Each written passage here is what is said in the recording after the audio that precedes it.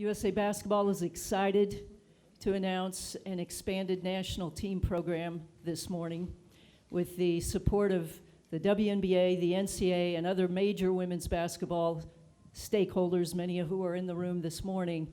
We are excited to add extra training time and have three goals primarily in mind for this program. Number one, and most importantly, is to prepare to win our 7th straight Olympic gold medal.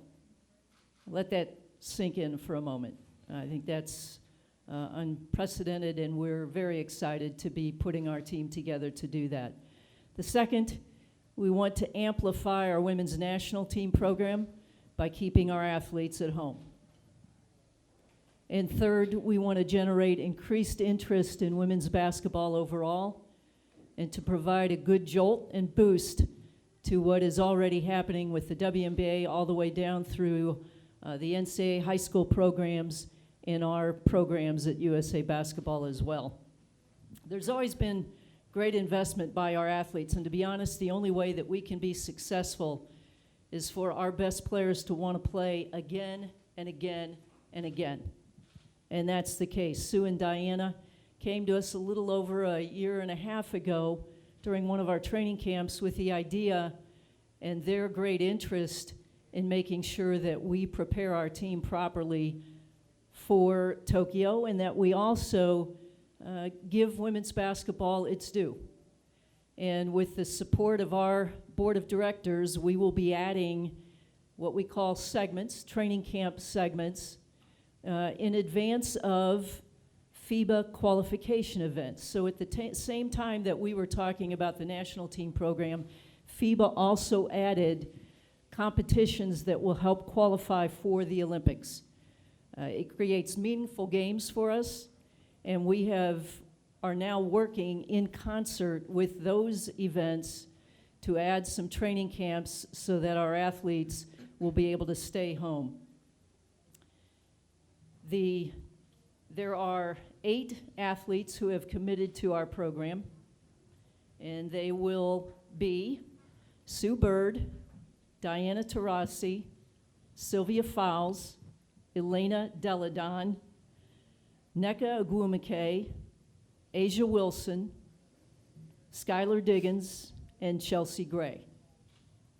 Those 8 athletes will receive compensation that gives them the option to stay at home.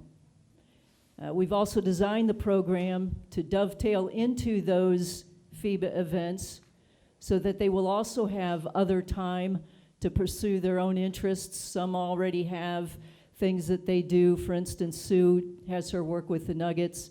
There will be opportunities perhaps to have a short-term overseas contract, but our events will be designed to lead into the FIBA events and also to take advantage some of the major basketball stages this next year. The NBA All-Star Weekend, the Women's Final Four, and our final segment will lead into the WNBA preseason. There will also be 4 roster spots available, and we will rotate a lot of our players from our national team pool. It's a fluid pool so that we can prepare the entire team properly to win that 7th straight gold medal in Tokyo. So with that, I'd like to introduce Dawn Staley. No one has been more invested in our national team program. Dawn is a 3-time Olympian, carried the flag at opening ceremonies. She's been an assistant coach in 2 of the Olympics and now our head coach. Dawn? Thanks, Carol. Thanks, Carol, and thanks, Commissioner, for allowing us to share in your first press conference. I mean, Carol said it all. I'm super excited because I've been a part of, now this is the second opportunity for our national team to prep for an Olympic Games. The first one was in 95, 96, and we know how that turned out. I think this particular program is necessary in that we get very little prep time for us to get ready to compete for the rigors of winning gold medals at Olympic Games. We get a chance to see Sue and Diana play, something that I think we take for granted. We take for granted of seeing someone of their caliber play, all along our country. And this program presents the opportunity to see them as well as some of the other players that were mentioned play and drum up some excitement and get paid to do it.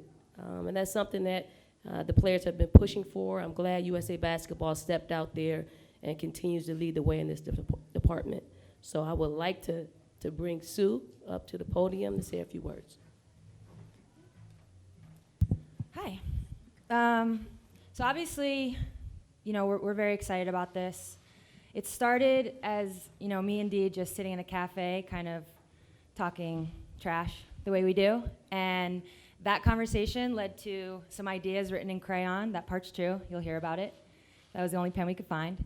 And from a crayon written paper, it turned into this idea, which turned into a conversation with Carol, conversation with Jim Tooley, conversation with General Dempsey, and then it turned into more of a presentation on how we can actually get this done. And it's just really exciting to know that we have the backing of so many. Of course, the WNBA, USA Basketball, I can go on, Nike, you name it, because this is a chance for Dee and I especially to, who knows how long we're going to wear this USA jersey. I know it feels like we're going to wear it forever, but I promise you at some point that's not going to be the case. And now we have a chance to represent our country, generate excitement around women's basketball, and really leave a legacy. And I think, when it's all said and done, everybody has a legacy, right? We can talk about Dawn's, Lisa Leslie, Tina Thompson, and this could be a huge part of my legacy and Dee's. So we're just really excited, and I'm sure you guys are going to have some really cool questions, but I'll let Dee take the mic from here. Thank you, Shoshana. Well, I'm not going to repeat everything Dawn and Sue said. I do want to thank Carol, Jim Tooley, the WNBA, and USA Basketball, and Nike. There's not a lot of times where you can do something a little bit different, something that hasn't been done for a while. And, we came up with this just out of nowhere, really. And there's only a couple opportunities in your life where everything kind of adds up. And this just added up in a way where Sue and I don't go overseas anymore.